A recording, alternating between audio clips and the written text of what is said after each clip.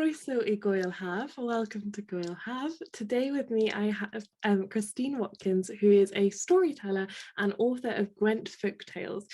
So we're here today to talk a little bit about Gwent Folk Tales in particular, since we are a festival based in Gwent and it seemed like the very apt thing to do as part of this Welsh Day. And we're going to talk a little bit about the Welsh language, Cymraeg, as well in a bit. So thank you so much for joining me, Christine. Croeso, diolch yn fawr iawn. Oh, not at all, not at all. I'm very excited. I sort of discovered your book. Do you want to sort of talk a little bit about how you came to write Gwent Folk Tales? What are the sort of motivation behind it was, and how it ties with your storytelling work? Yeah, well, so Gwent Folk Tales is part of a kind of a series or an extended series that published by History Press, and this particular series is kind of groups of regional tales, sort of county but not exactly county based, but regionally based, and from all over Britain. And for this series, they from the start they contacted storytellers to make the collection and write the books, because I think they wanted to hear the voice in it, really. So that's why they chose storytellers for this lot. And well, I don't know, but as I looked through it, it occurred to me that there was nothing from Southeast Wales. Gwent, or whatever you wanted to call it, that corner of Wales, which is where I come from, was missing. And that didn't feel right to me. So I approached them with I kind of thought about it for a bit and thought about the what stories there might be, or more particularly what stories I would be interested in researching and telling. And they were happy to go ahead, which is great.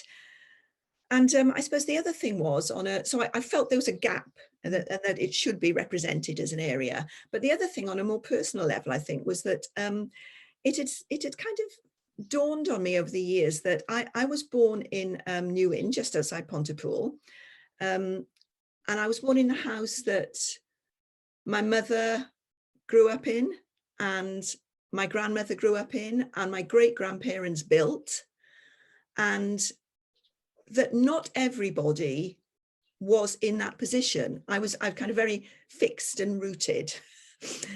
And we moved away when I was 8, so sort of with my generation that chain was broken, but it went back 4 generations in the same house, or the same house and shop. And before then, as I started to research my family history, there were dozens and dozens of generations. And I thought, well, you know, we're quite mobile today, and it is something to have 4 generations rooted in that way. And so I felt that I wanted to represent the era I came from on that more sort of personal family rootedness basis as well. Yeah. Absolutely. Oh, that's such a gorgeous story. And so Gwent, for people who don't know, is sort of a historic county that is still very much used in linguistically. Like I went to like Gwent youth things as a child, but actually isn't a do you want to explain that a little bit, and what sort of stories you also found about Gwent? What are those boundaries? And then Gwent. Yeah, well, Gwent, I suppose there's a way in which all names are fictions, but Gwent was sort of is an old and a new name, and now an old name again. So in that sense, it doesn't really exist. But Gwent sort of came about really partly from the Romans' administrative way of looking at things. But broadly, Gwent and Old Monmouthshire, before it was, I think it was 97 when it was redivided and so on. And, you know, it's been changed several times. Gwent and Old Monmouthshire are broadly the same thing. And it extends from the Rhymney to the Wye is the easiest way of thinking about it. So it's that chunk of Southeast Wales. And the name Gwent is particularly loved by people who think that it's quite a good title in a book, as in Gwent Folk Tales is easier than Old Monmouthshire Folk Tales or Monmouthshire Blaenau Gwent, you know, bits that they've subdivided it into. So it still has a resonance. I mean, there's Coleg Gwent, you know. Absolutely. So what so I noticed, I think something about that rootedness does come from folk tales, and like the oral tradition has traditionally rooted people in place. And Yeah, when I was flicking through the tales, names stood out to me that I knew. You know, I was like, Raglan. Like you yeah. sort of latch onto these things. I was wondering if you could talk a little bit about the range of tales you have in the book. Well, it's tonally, they're, you know, Gwent is a very big county in terms of the variations you find within it. You've got the coastal strip, and then you've got the hills, which became the center of the Industrial Revolution, and then you've got the rich farmland, and you've got lots of voices coming in. And so there's a big and diverse pot to choose from. And at the moment, I'm doing a personal pilgrimage. I'm actually walking around the boundary. It's taken me a long time because of lockdown, but I'm walking around the boundary of the county and actually doing that foot after foot. It's really struck me what different worlds you go through. I mean, the Little Valleys villages, the mining and mining heritage now villages are a different kettle of fish from the rather gorgeous and beautiful rolling fields and farmland that you get. And then the coastal strip's different again. So lots of influences.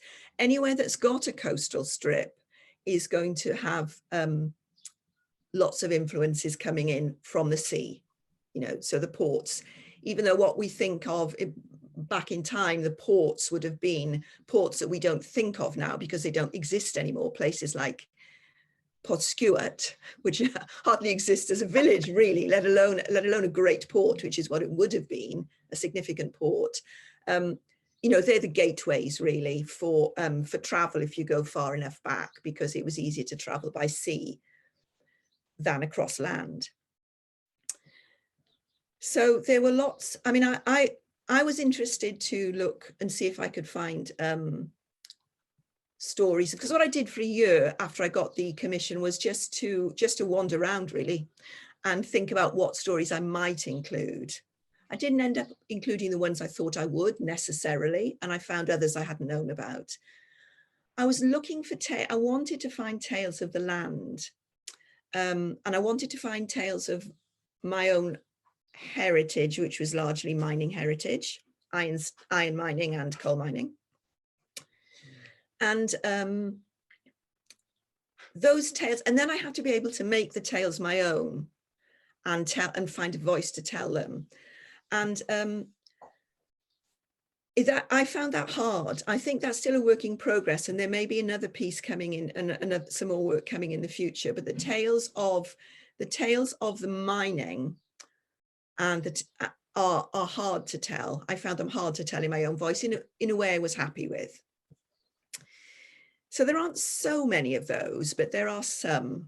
There's a tale about the Japan ware industry, the old Japan house, which was specific to Pontypool, which was a kind of an offshoot of the mining industry, which I enjoyed researching in the book. Luckily, I was researching it where all the research facilities were still open. So I could go and sit in Pontypool Museum. I could go and spend days in Gwent archives and just get lost in stories, really. Are there any that stand out to you? There are ones that you have like a sort of, not that you have favourites, of course, but any that were an interesting journey?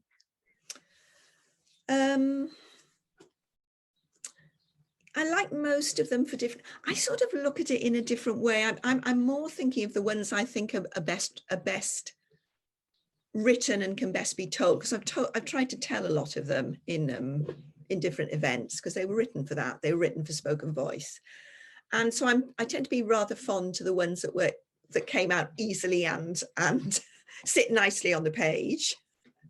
So I quite like the Conjuring at Home story. That's one of my favorites, because I literally wrote it without I don't think I made an alteration, really, and I heard it very clearly in my mind. And it belongs to the kind of the cunning man stories, really, the stories of village conjurers and wise people who knew something, and you're not exactly sure who they were and what are tall tales and what is folklore and what is history, because once I went to the archives, I could see that they were real figures, you know, they were real people. And so I enjoyed writing that one.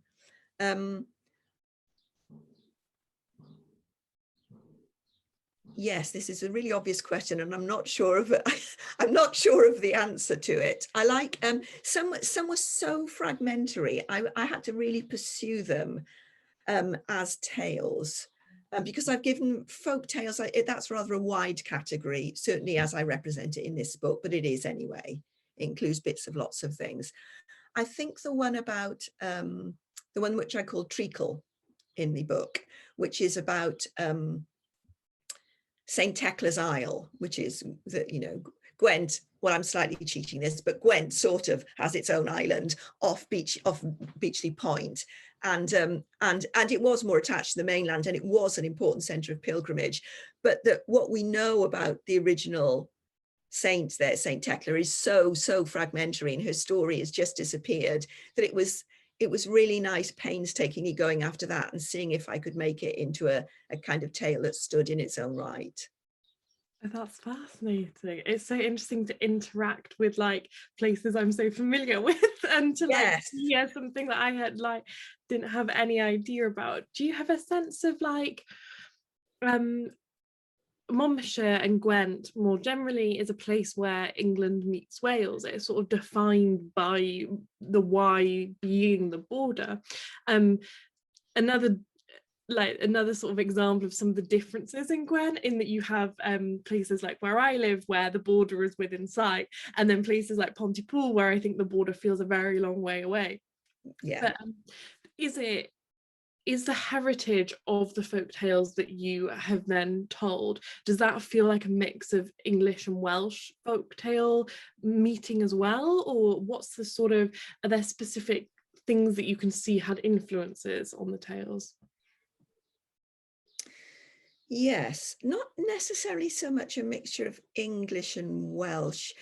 I mean, stories don't really know boundaries. The whole thing of stories is that they do travel. They don't know boundaries any more than a river does, really. A river may become a boundary, but it, you know, I think so. There are stories which you see. There are themes and motifs in folk tales. If you're exposed to enough of them, so there are themes in that you'll find in Herefordshire folk tales, that you will find in Monmouthshire, that you may find in, I don't know, Gloucestershire. You'll find various versions of the same tale, just given a local geography for the telling of it. So there are those, and there are other ones that. There are other ones that feel more particular for different reasons. The one about the Japan house, even though that was part of it, looking at the Japanning industry as part of a whole part of the Industrial Revolution, really, a small little bit of it. It's very specific, and it's something I grew up knowing about. And it felt as if that story belonged there, even though a lot of the protagonists in the story actually had come in from England to work in the industry. And then, of course, there's the ones like the very oldest ones, which the story which opens and closes the book. There are 29 stories in all, and the one which opens the book, which is the story of which is in the Old Welsh triads. It's first written down, so it's written down in early medieval sources, but it's probably very, very old, in oral history, long predating writing, which is the story of how it's like a mini fertility creation story in a way. It's a story of how Hen Wen the sow brought fertility to Wales, and the first place she lands, I was delighted to find out, was Monmouthshire. So she became the opening of the Monmouthshire story. So that's bringing in themes of animal totems and the fertility of the land, because she gives birth to a bee and to a grain of wheat, and thus, you know, before she travels off through the rest of Wales. So she does that on the flat plains, having come in from the sea on the coast in the Portskewitt area. And then at the end of the book, I've also put that almost a slightly the reverse journey, and that's the Mabinogi story, and it's from Culhwch and Olwen, just a little bit of what is a very long, uproarious story that would have originally been in the oral tradition, and is certainly predates the Mabinogi itself. And that's interesting because in this context, because the bit of the story that I chose to end the book with is the story of how in Culhwch and Olwen, the tale is that they have to arrange a marriage between Culhwch and Olwen, the giant's daughter, and they have to do loads of fantastical feats, which are pretty much impossible. And they kind of go through all these feats. And one of the things they've got to do is they've got to catch this boar, magical boar. And to do that, they need to find Mabon, son of Modron, who is missing. So they all get together. So he's the only one who can really, really do the boar hunt. So they all get together and they decide that nobody knows where Mabon is. And the only way they can find out is they decide by asking the oldest animals for some clues as to where to find it. But they can't talk to the oldest animals because they can't speak to them. So they decide to recruit a member to their team who is called Gŵyl Haf Gwalstawdiaethoedd, which means Gŵyl Haf, the master of languages. And he also happens to be master of bird and animal languages. So with him on the team as translator, they kind of set off and they go through several of the oldest animals and they find out that they're not the actual oldest and there's always an older one somewhere else. And then they end up, of course, in Southeast Wales, where some of the best stories begin and end. And they're signposted by the ancient eagle to the salmon who rides up on the seven boar, the ancient salmon of Llyn Lliw. And he is the oldest living creature. And luckily, their translator can also speak salmon. So as well as being able to speak blackbird and owl and eagle and stag, he can speak salmon. So they ride up on the back of the salmon and the salmon says, I know that Mabon's been held in prison in Gloucester because I've heard him calling. And lo and behold, they ride up on the salmon's back on the boar and they bust Mabon out of jail in Gloucester. And and then they go off and they hunt the boar. So yes, but it was sometimes very handy to have a translator with you, you know. Absolutely. Everyone should have a translator with them. Yeah. Did you do any sort of translating? So you also speak Cymraeg, and I was wondering how sort of was there any translation in between the two? Were most stories you were how were you actually coming across the stories? Were they written down somewhere and you were like finding them in the archives? Would that be in English, in Welsh, or were you hearing them from other people?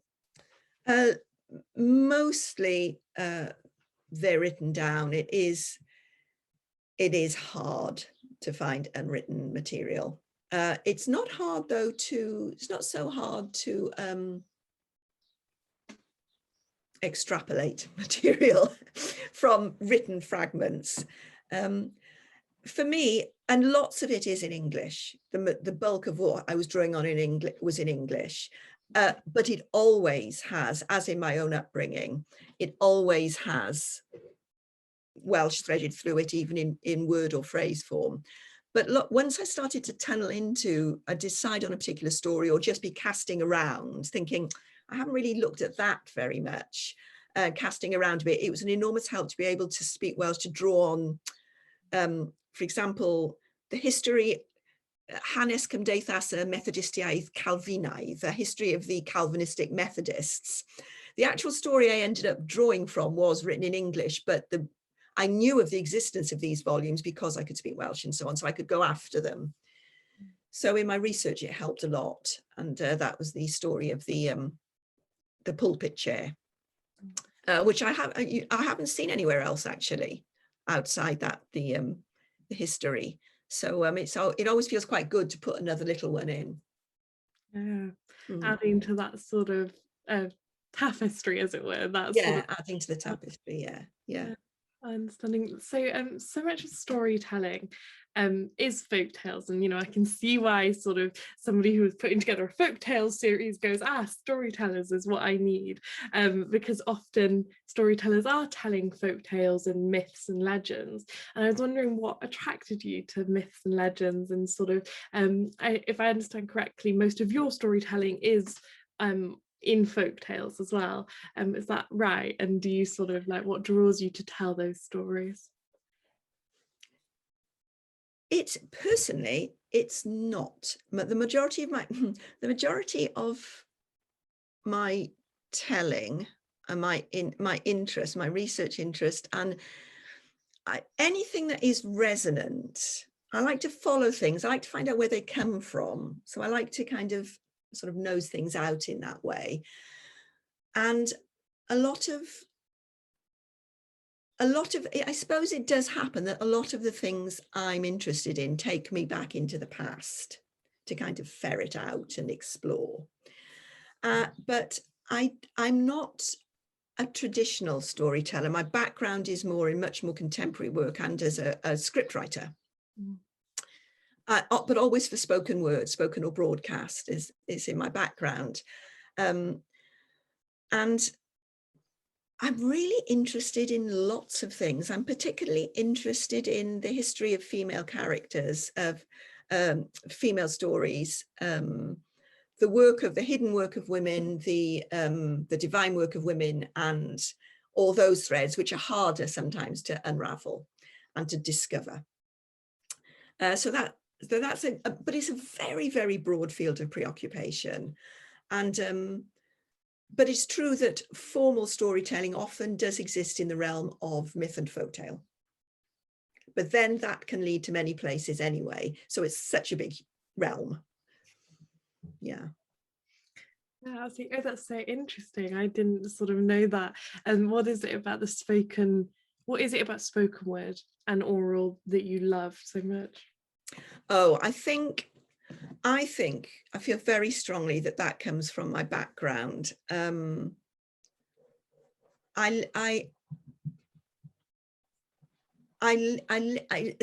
being a listener, an inveterate listener, I think, as a child, and learning language.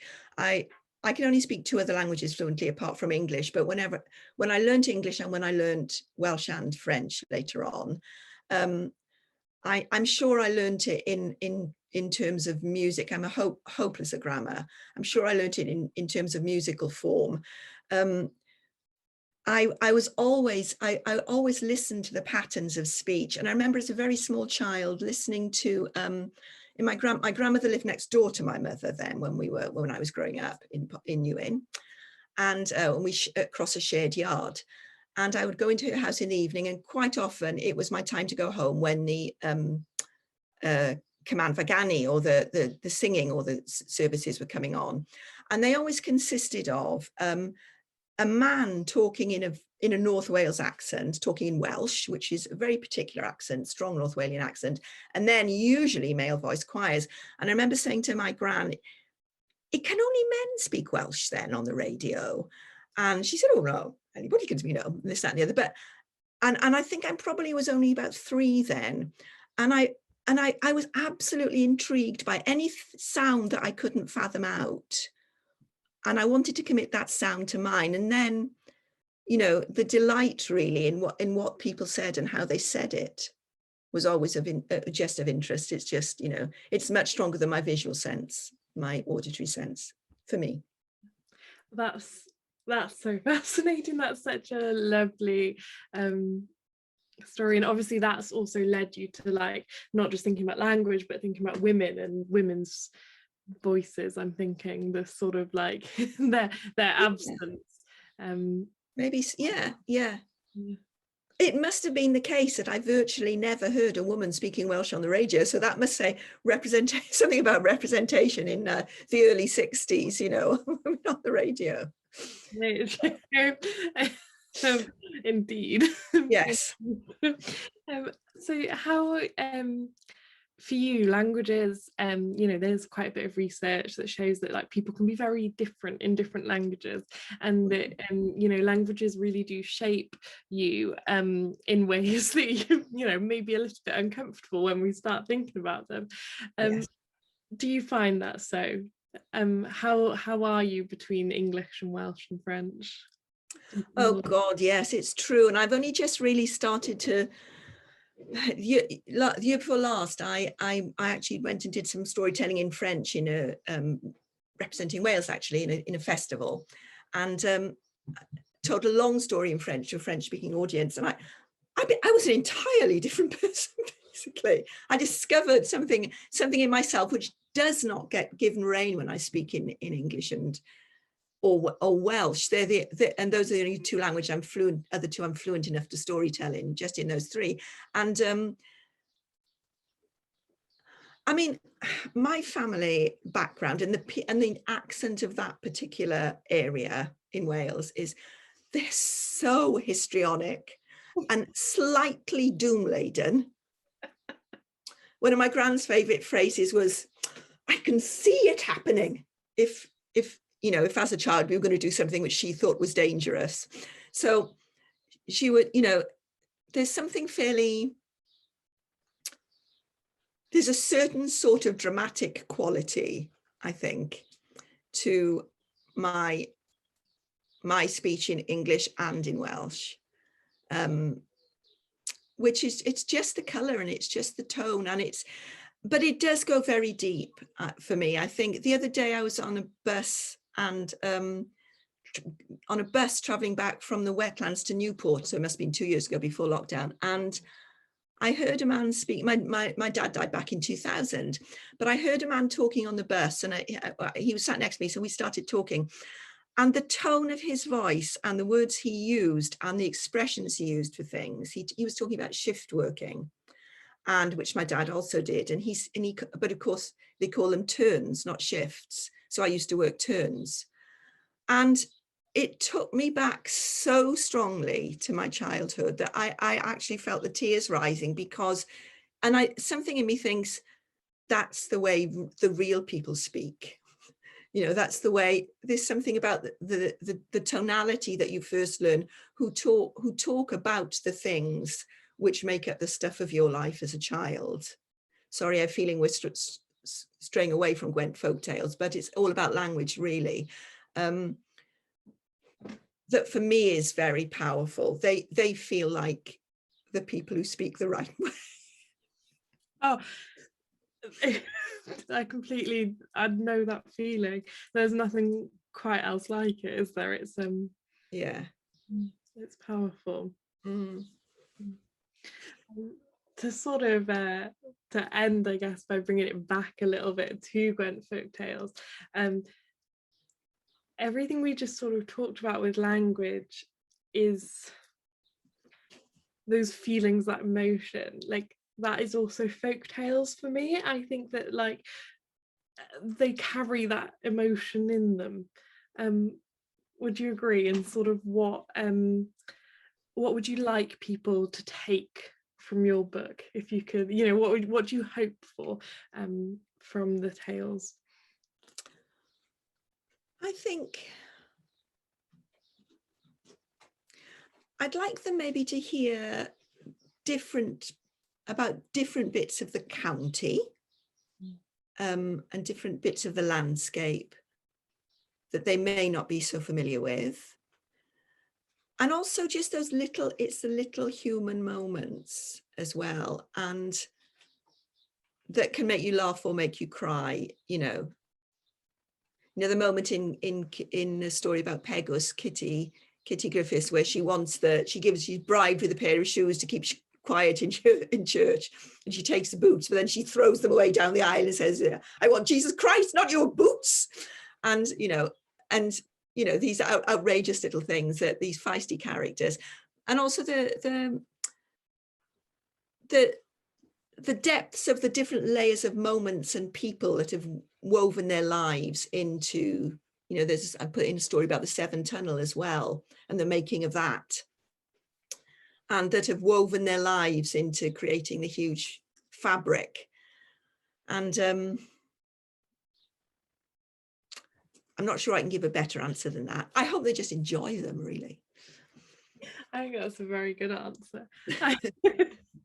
I think that it's the appreciation and connection to the place that surrounds you, whether it's sort of you know, rootedness can come at any point, whether it's where you grew up or not. Yes, definitely. You don't need to have lived somewhere for 4 generations. It can come in the moment. Yes. Wow, Christine, thank you so much. And if you're ever doing any storytelling, I will be sure near me. I'm gonna be there. Absolutely. I really appreciate you taking the time. And everyone should go by, no, not at all, by Gwent Folk Tales. It's down below. And there are also the other folk tales, maybe from the place that you are from in the UK. But Gwent are the ones that I'll be buying. So thank you, Christine. I really enjoyed this. Thanks, Caitlin. Not at all. And see you all soon. Goodbye.